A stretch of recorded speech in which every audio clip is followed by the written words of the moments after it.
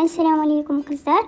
Бүгін мен сіздерге ешқандай сүтсіз, қарапайым заттардан дайындалатын, бір жасағаннан әдемі болып шығатын пирожкидің рецебін ұсынғалы отырмын. Бізге керекті заттар: ұн, су, сұйық май, қант, дрож және де тұз. Ең алдымен ыдысымызға тұзымызды, дрожжымызды және де қантымызды салып, үстінен суымызды құйып, жақсылап бір араластырып аламыз.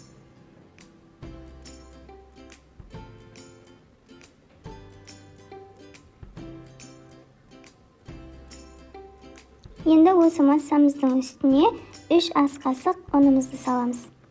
Оның барлығын салып жібермеңіздер, тек 3 ас қасығын ғана саламыз. Тағы да түйіршіктерін қалдырмай жақсылап араластырып аламыз. Бізге бұл масса аппара жасау үшін қажет. Енді бетін жауып, 10-15 минутқа жылы жерге қалдыратын боламыз. Неке қыздар, біздің аппарамыз дайын. Үстінен сұйық майымызды құйып, ұнымызды салып, жұмсақ етіп, қамырымызды илеп аламыз. Мен алғашқы кезде қасықты қолдандым. Қасықпен, лопаткамен жасасаңыздар болады. Алғашқы кезде, одан кейін қолымызбен әп-әдемі етіп, қамырымызды илеп алатын боламыз.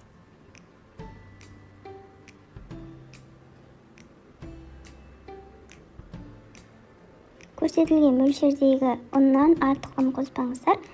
Қолдарыңызға кішкене жабысуы мүмкін.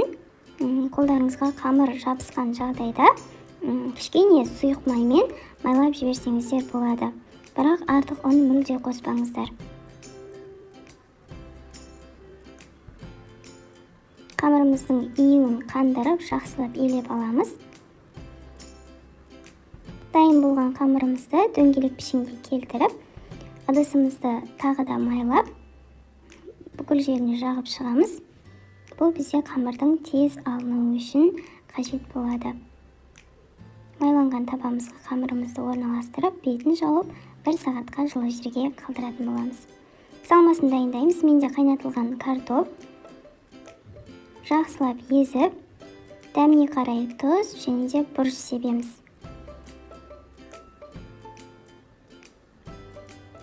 Қып-қызыл болып қуырылған пиязымызды маймен бірге қосатын боламыз. Сүт, артық май қосып қажет емес. Енді осыларды жақсылап мышып араластырып аламыз.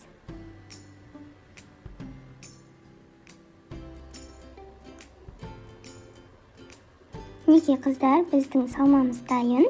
Дәл осы салмамен жасасаңыздар, пирожкилеріңіз өте дәмді болады. Біздің қамырымыз да дайын болды.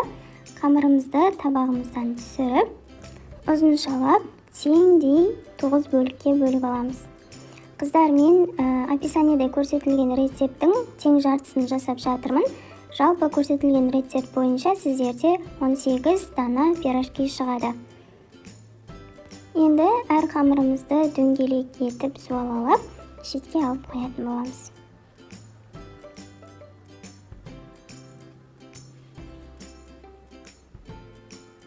Барлығын жолылап болғасын, бетін сүлгімен жауып, 10-15 минутқа қалдырамыз. Неге қыздар, біздің қамырымыз сондай нәзік, керемет болып тұр. Енді осылай қолымызды кішкене майлап жіберіп, жайып аламыз. Майламасаңыздар да болады. Енді 1 ас қасық салмамызды салып, видеода көрсетілгендей етіп түйіп аламыз. Жақсылап жабыстырыңыздар қыздар, майға түскен кезде ажырап кетпеуі керек. Барлық пирожкилерімізді түйіп алғасын, қызып тұрған майға салып, екі жағын қызартып, қуырып алатын боламыз. Пирожкилеріміз өте тез дайын болады. Дайын болған пирожкилерімізді мейлінше салфетка немесе қағаз төселген ыдысқа сүзіп алғанымыз дұрыс, кішкене болсын майын сорғытып алу үшін. Неке қыздар, біздің пирожкилеріміз дайын болды. Сондай жұмсақ, нәзік, ешқандай жері шикі болмай, әдемі болып пісіп шығады. Дәмі керемет болып шығады. Міндетті түрде осы рецептпен жасап көріңіздер. Рецепт сіздерге ұнайды деген ойдамын. Ас болсын.